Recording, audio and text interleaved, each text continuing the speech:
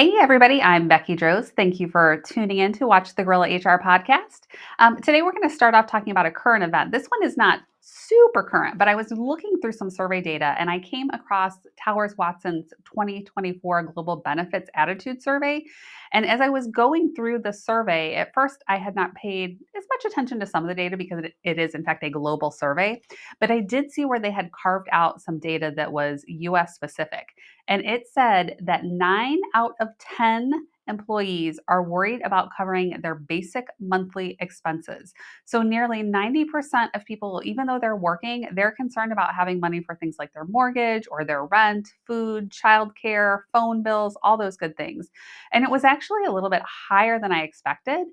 Certainly, I feel like we're in a time where wages and inflation and prices and all of these different things are happening, and there's some confusion and just a lot of uncertainty. But at the same time, I was a little bit disheartened to hear that nearly 90% of people are unable or are worried about making their monthly obligations. And so, in thinking about that, of course, I would love to be able to just wave a wand and have prices come down and wages go up. But since I can't do that, I thought about what are the things that employers can do. So, as employers, we can work with our employees, of course, be human because we're all people, but we can try to help offer some education. If you have a retirement plan or a credit union, you might have some resources as an employer that you can tap into to just make available for employees at no cost to you, just to help them learn how to budget, learn how to pay debt, how to just manage their money. The other thing is that we can just make sure that people understand one, how pay is being determined, but not just that, but really what benefits do they have and how can they maximize and get the most value out of all of the things that you're offering.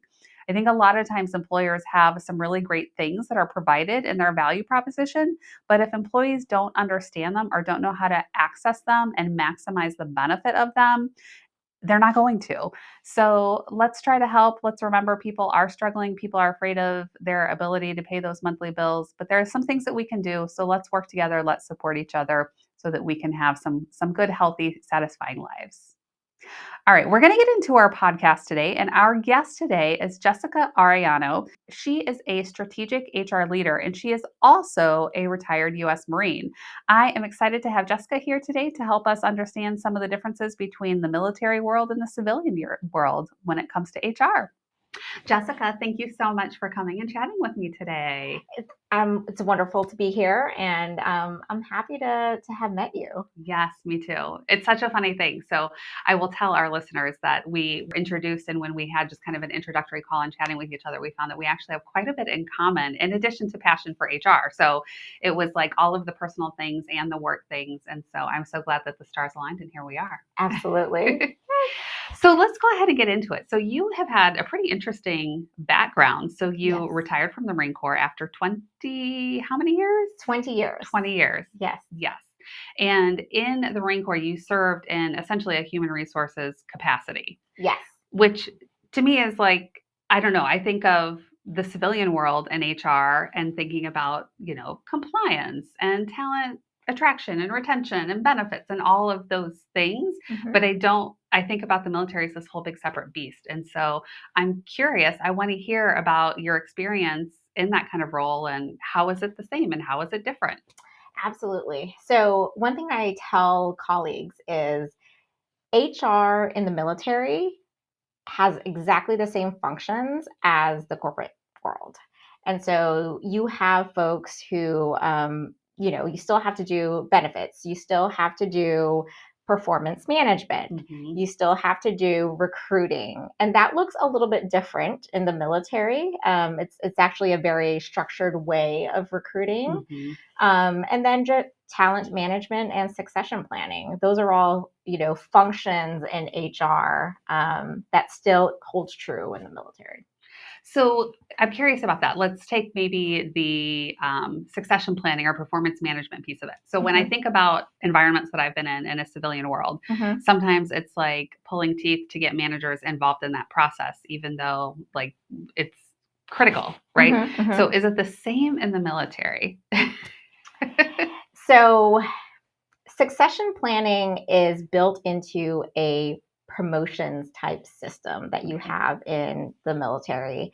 You have what's called boards who meet, and they have packages that they sort through and brief, and a board decides whether or not folks can continue service. Mm-hmm. And so for each rank, there's some type of board process. Some folks in economics, you call it tournament style, where you have a set number of allocations, Mm-hmm. and there's only a select few, Sure. essentially, a percentage that you can select each year to move on to the next And do stage. you think one of the things that I talk about is that when you're giving any kind of performance management, whether it's coaching and counseling or Mm-hmm. that promotion and next step, is Mm-hmm. that we need to make sure that people know what the expectations for as an individual are, and they need to know how they're doing. So when they have those boards and you have only so Mm-hmm. many spaces and so many people, Yes. do you think that the people that are selected and the people that are not selected to continue or move on,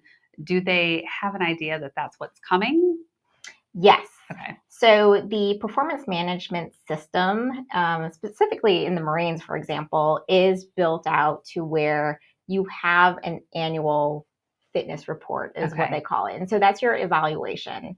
So you know where you're standing going into that next board, that selection process. Okay. And so you know how many allocations there are in your job and whether or not you actually have like a good chance of essentially making it to that next round. Okay. Yeah. Okay. Mm-hmm. That's good. It's something that I, has been in the back of my mind. I've kind of wondered about that. Yeah. Yeah. And occasionally in the military, there are things like force shaping structures where you have to reduce to a certain amount, a certain size. For example, like we were in operations in Iraq and Afghanistan for a while. In 2014, there was a significant reduction in forces.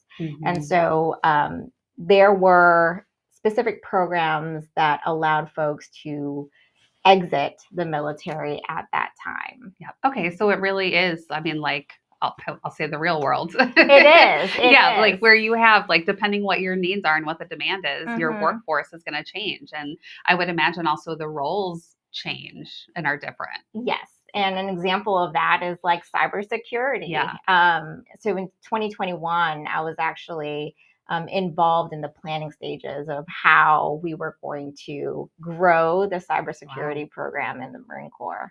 And so the way planning works in the military is on a 5-year plan. So in year one, this is X amount of people that we plan to train so that we can grow the force, in 5 years to where we want to be. Yeah, interesting. I know, just thinking about some of those differences, I was watching, I think it was Top Gun 2, and I was watching with some friends that one is a retired Marine as well. And I was asking, is it really like this? Are they like really flying their jets and things through this? And they were like, actually, they all looked at me like I was an idiot. And they were like, no, this would all be drones now. And I was like, oh, I had no idea. I don't know. Like, Top Gun seems real to me. I don't know. But just the difference, as the technology and the tools and things change, it's the same in the military. Absolutely. I just don't make that connection. I don't know why, but definitely have to change to some demand, some market demand that's there. Okay, interesting. So one of the other things that I often hear, and knowing some people who have retired from the military and watching and hearing some of their questions as they've tried to transition from military life to a civilian life, that they don't, I think they're equipped. I think they have the transferable skills they need, but they don't know how to go about it. So talk to me about the things. What do people who are coming out of the military need to know to find their next like real world job? Yeah, so I tell folks that I do mentor, kind of who've in that space. If you know a year out of exiting the service that this is the plan, this is what you want to do, definitely start making the networking, the connections at that point. A lot of folks, and I was one of them, you wait until the last minute because you're still immersed in the job and whatever duty you're assigned, especially if you've done that for ever. 20 years is a really long time. That's the life you know. That's the life you know. And so a lot of us don't make those connections ahead of time. And they're not easy to make, especially like, you look at your LinkedIn the day you leave and it's like, oh, it's all military and it's all federal service employees. Yeah. And so it's really tough to make those connections. As far as the hard skills when you're transitioning out, there's nonprofits. There is Hire Heroes USA. There's 4Block. I'm a volunteer coach through 4Block, helping service members doing the career transition process. And so there are folks out there who can help with resume writing, interview tips, and things like that.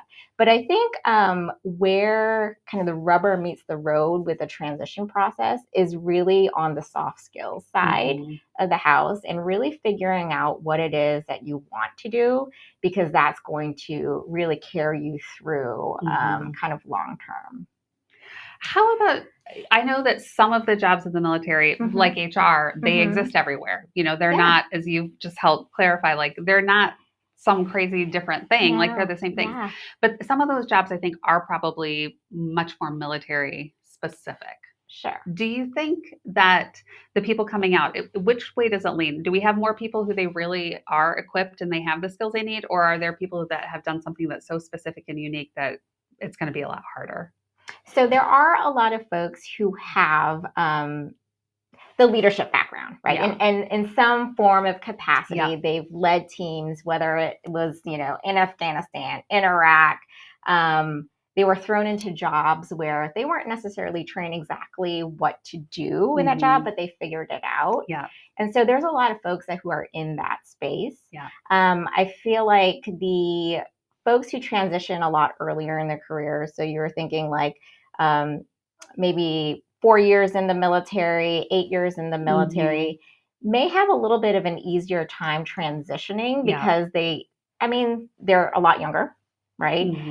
Some folks decide to go back to school. There are a lot of folks later on, I feel like in their career, who do have a harder time transitioning. Because really that's all they knew for their entire adulthood. That's exactly their life. And so what do you do after? Right. One of my kids had we used kinder care as before and after school care. And the director was actually a former Marine.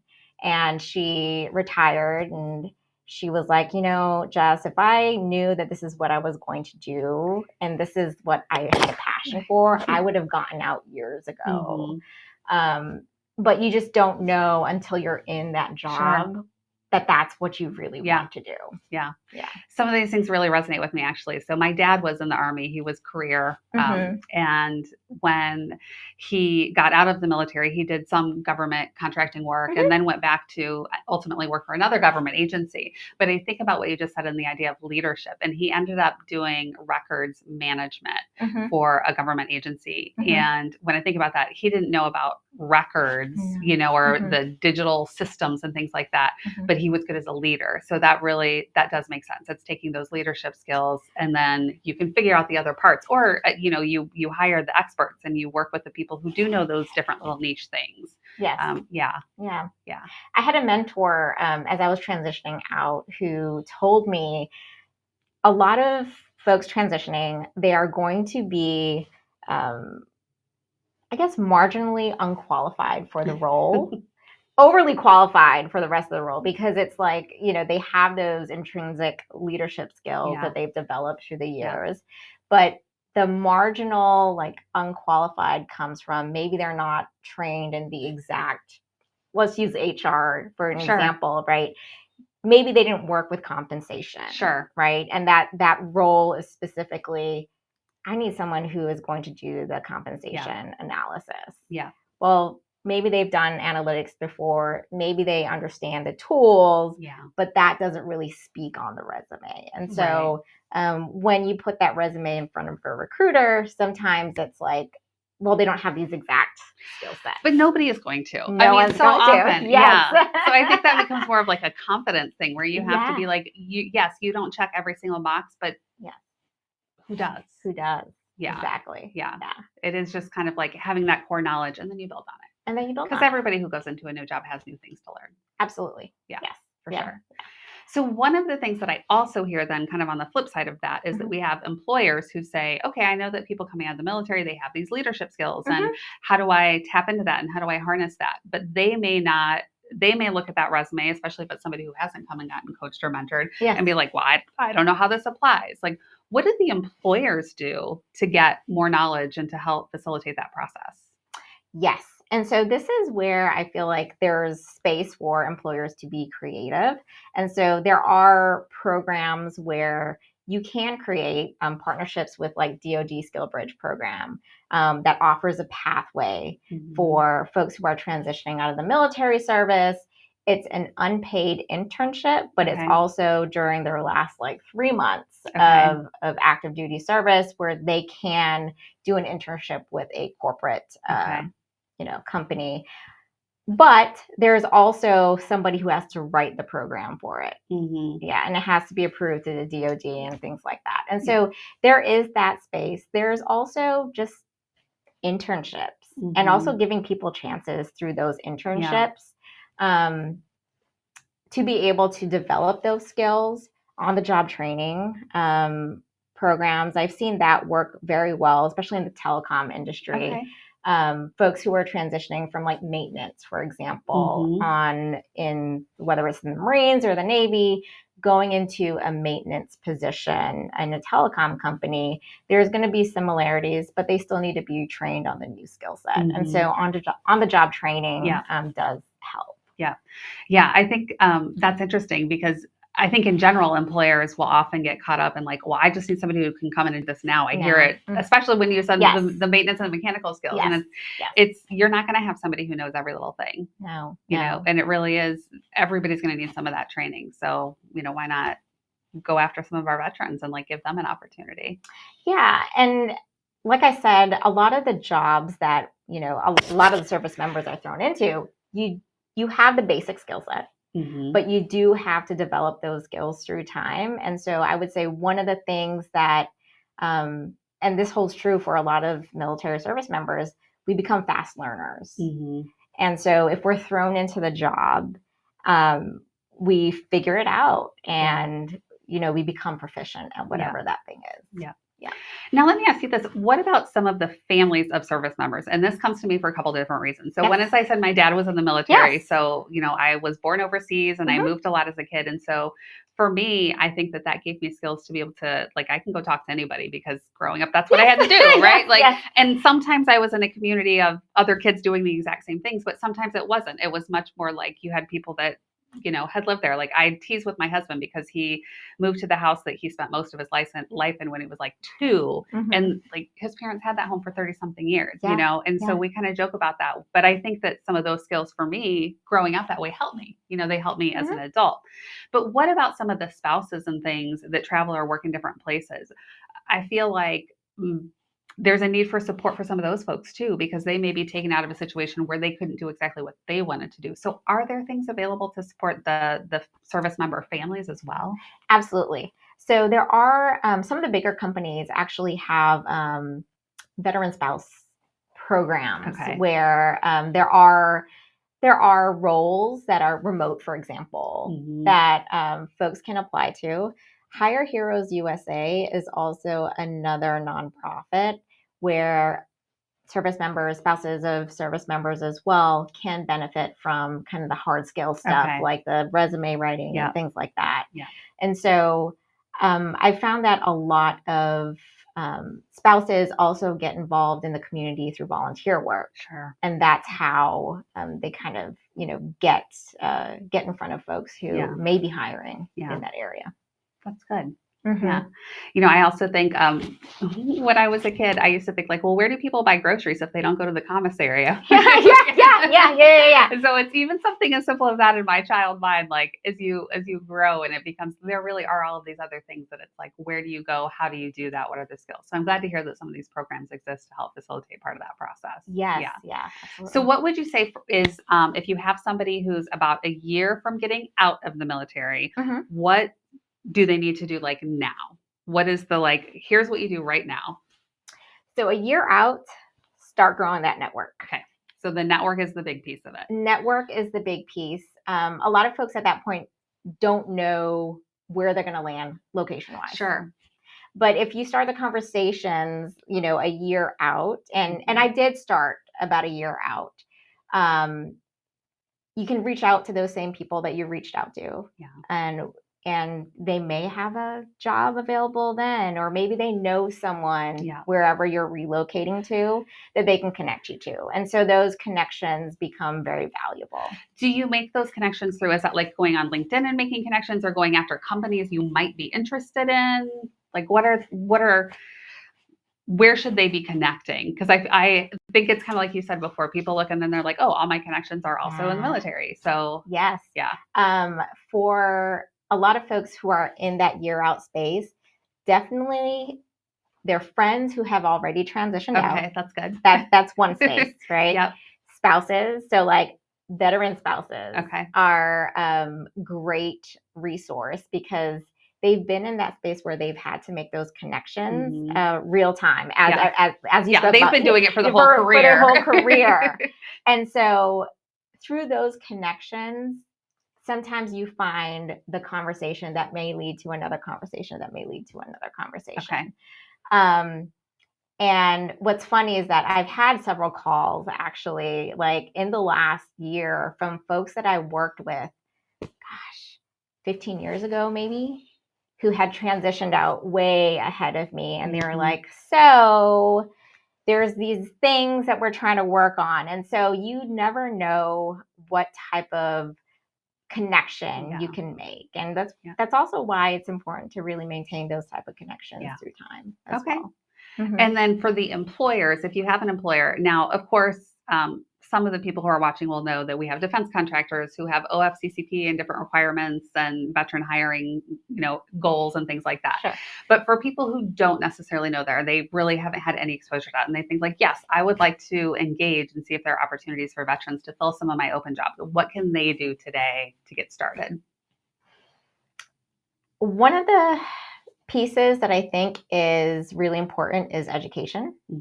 And so whatever talent acquisition team you have, whatever hiring managers you have looking for folks, I think it's important to reach out to some of these veteran organizations, 4Block, Hire Heroes USA, because they do already have a pool of candidates who are looking for employment that may also fit what you're looking for as an employer. So they just need to go after it. Just go do it. Go do it. Go do it. Just make, again, like from employer standpoint, making those connections. And especially if you already have veteran resources in your company, relying on them as well to be able to make those connections for you to those different organizations who may have a pool of candidates who are in the job market currently. Yeah. So you don't have to rebuild everything. Like there are things out there that exist. So it's really just tapping into it. Yes, absolutely. Awesome.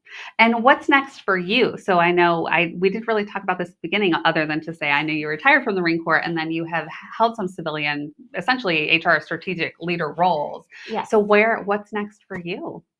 Yes. So currently I am interviewing in change management type roles in the corporate sector. I've also been interviewing with startups.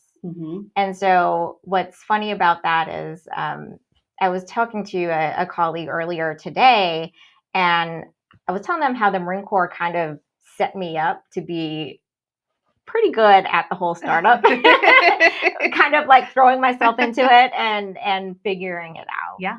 Yes. And so I've also interviewed with a couple of startups as well. And so that's the space I'm in. And I also started my own business. Okay. I do professional coaching, business coaching. I think that's a place where veterans actually can benefit from, is getting coaching prior to that transition so they can make those connections, one, and then also do their own values assessment of what it is they really want as they transition, because that can help shape the hard skill stuff, the resumes, the pitching your brand, interviews. And I could see, honestly, a need for that, not just in those people that have just transitioned who are probably in the more like, oh my gosh, what am I going to do? I need a job. Where am I going to live? Like, there's a lot to figure out. But I would think that Yes. even people who have been out for a while, who are now like, okay, what is this? What I want for myself? Where am I today versus where do I really want to be? Right. That's somebody who could really benefit from that kind of coaching. Absolutely. And where you were 20 years ago, 15 years ago, that's not where you are now. Yeah. And so some of those values that, were there front and center for you 10 years ago is not really there now. So, yeah, I love it. And how can people find you if they want to get in touch with you? Yes. So I have a website, justcoaching.com.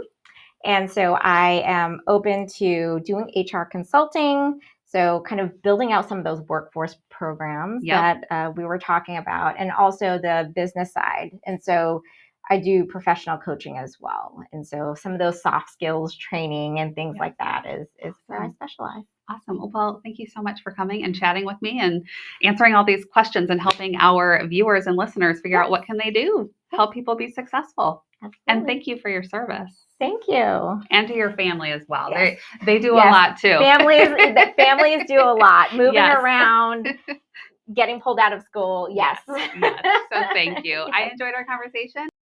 All right, we are now getting to the end of our episode. And of course, I want to share with you, oh my God, Becky, look at that comment. So I recently spoke at a conference. It was the South Carolina EMS Association. And I had posted a picture before speaking and just said that I was excited to come and talk to these people. And one of the comments that somebody wrote said, I'm so glad that I got my 20 years in before every agency had an HR person. And I just want to say HR has been around for a really long time. Human resources has been around since at least the early 1900s, if not before that. And so this person who posted, I'm like, no, you should be thinking HR because HR was probably responsible for making sure that you had competitive pay, that you had benefits, that you had training and development opportunities as an emergency medical professional. And so I want to say, HR was there and they were probably doing great things. I'm glad you weren't getting in trouble and getting called in where you were getting into performance management issues, but HR is there and they are supporting your organizations. So we love HR. All right. Thank you all for tuning in. I hope that you enjoyed today's podcast and please like and subscribe. Have a great day. That's it for this episode of the Gorilla HR Podcast. We hope you found some unconventional wisdom and actionable advice to help you in your own HR journey. Remember, we're all working together to build better workplaces. Want to join in the conversation? Send us your questions, stories, and maybe even your own guerrilla tactics to podcast@gorilla-hr.com. And if you enjoyed the show, please like, subscribe, and share with your network. Until next time,